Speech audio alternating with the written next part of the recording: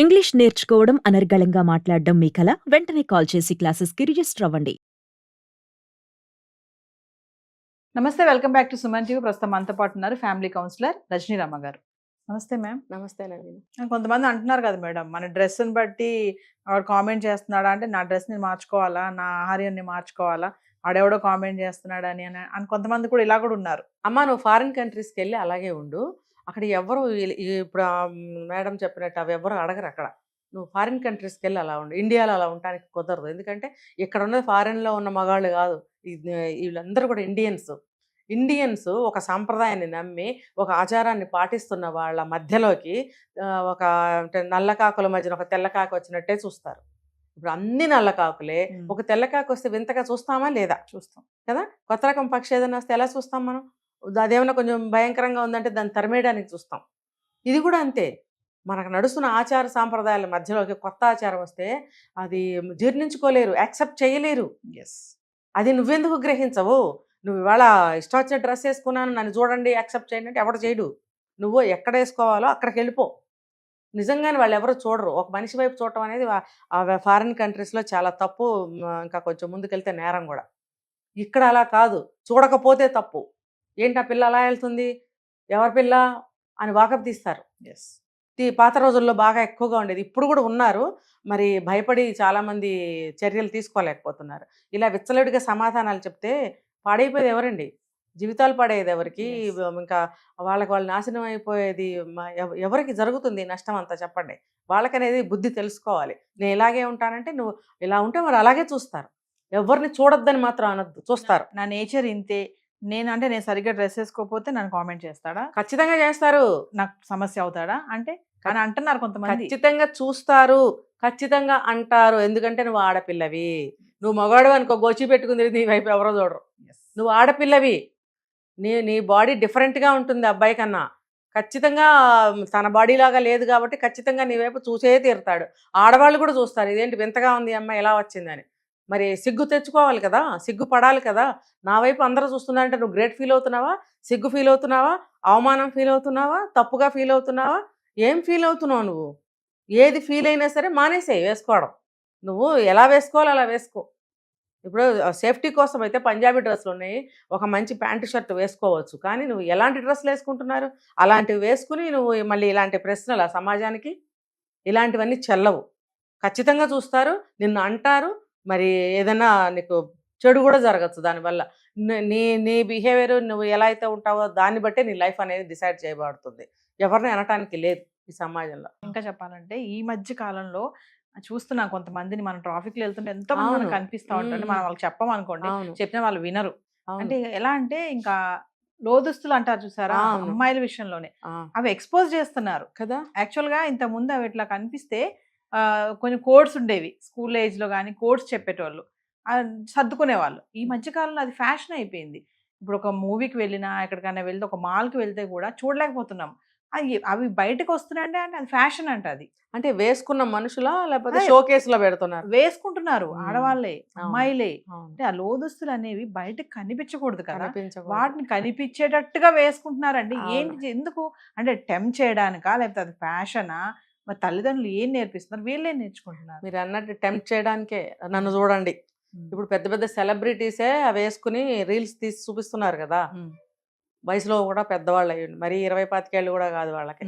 మరి 40కి దగ్గరకు వచ్చిన వాళ్ళు, 40 దాటిన వాళ్ళు అలాంటివి వేసుకుని ఎక్స్పోజ్ చేయాల్సిన అవసరం ఏముంది, చూపించాల్సిన అవసరం ఏముంది? అలాంటి ఇంతంత బట్టలు మరి ఇవన్నీ వీళ్ళకి ఆదర్శం కాదా? ఇవన్నీ వీళ్ళు ఇలా ఇష్టపడుతున్నారు కాబట్టి కొత్త కొత్త షాపులన్నీ వస్తున్నాయి. వెస్ట్రన్ బట్టలు, వెస్ట్రన్ మోడల్స్, అవి ఆల్మోస్ట్ ఆల్ ఇన్నర్స్ లాగానే ఉంటున్నాయి. అవి వేసుకుని తిరుగుతున్నారు. అంటే మరి ఇంట్లో అమ్మ నాన్న కూడా చెప్పాలి కదండి.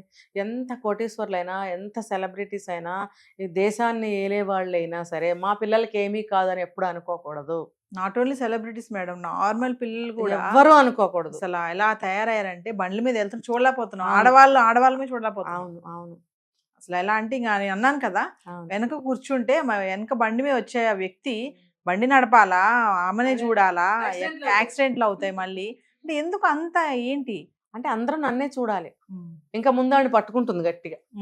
ఇంట్లో కూర్చుని కాసేపు పట్టుకుని బయటికి రావచ్చు కదా. రోడ్డు మీదకి వచ్చి ఎందుకు? మరి ఆ భర్తో బాయ్ ఫ్రెండో అతనైనా చెప్పొచ్చు కదా, నువ్వు నాకు మాత్రమే గర్ల్ ఫ్రెండ్వి, నాకు మాత్రమే భార్యవి, ఇలా బయటకు వేసుకురాకని అతనైనా చెప్పాలి కదా. ఇప్పుడు మగపిల్లలు కూడా ఎంకరేజ్ చేస్తున్నారు, అదే పెద్ద గొప్ప విషయం, అదే ఒకటి సాధించినట్టు, అదేదో పెద్ద అడ్వాన్స్గా ఉన్నాము, చాలా మేము గ్రేట్గా ఉన్నాము అన్నట్టుగా అబ్బాయిలు ఫీల్ అవుతున్నారు, అమ్మాయిలు ఫీల్ అవుతున్నారు. మరి వాళ్ళు అర్థం చేసుకోవాలి, తెలుసుకోవాలి వాళ్ళు.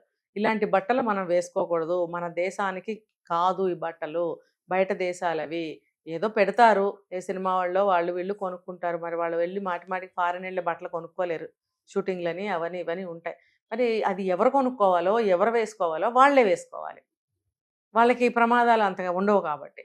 మరి మామూలుగా మీరు అన్నట్టు స్కూటర్ మీద బయట తిరిగి అమ్మాయిలు వేసుకుంటే ప్రమాదాలు జరగవా? వెనక నుంచి మేము చూస్తుంటాం, వాళ్ళు ఎలా వెళ్తుంటే వెనక నుంచి కామెంట్స్ చేసేవాళ్ళని మేము చూస్తుంటాం. ఎందుకంటే ఒక జాకెట్ వేస్తారు, అంతే, ఆ జాకెట్ సరిగ్గా వేసుకోరు, అది ఇలా జారిపోయి ఉంటుంది, ఇక్కడ ఉన్నది ఇలా లోపలి కనిపిస్తుంటాయి, లోపలి అన్ని కనిపిస్తా ఉంటాయి. అంటే ఎవరికి నువ్వు చూపిద్దాం అనుకుంటున్నావు ఏంటి అసలు? ఫ్యాషన్ పేరుతో తల్లిదండ్రులు ఏం చేస్తున్నారు? అదే నేను అంటుంది, ఫ్యాషన్ పేరుతో తన స్థితి ఏంటో తెలుసుకోవట్లేదు.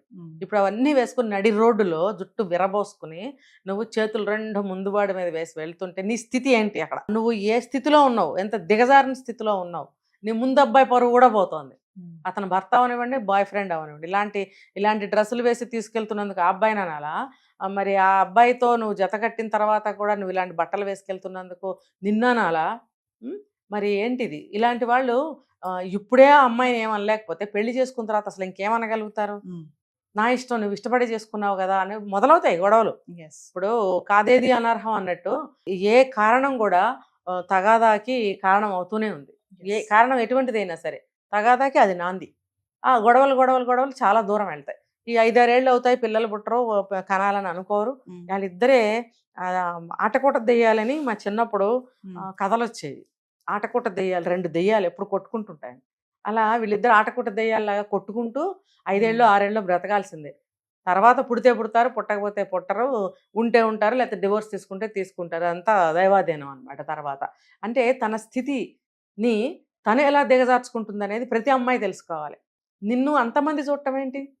నువ్వు ఒక అబ్బాయిని ప్రేమించావు పవిత్రంగా, ఆ అబ్బాయితోనే తిరుగుతున్నావు ఇప్పుడు కూడా, స్కూటర్ ఎక్కి బండి ఎక్కి, నెక్స్ట్ ఇష్టపడితే పెళ్లి కూడా చేసుకుంటారు.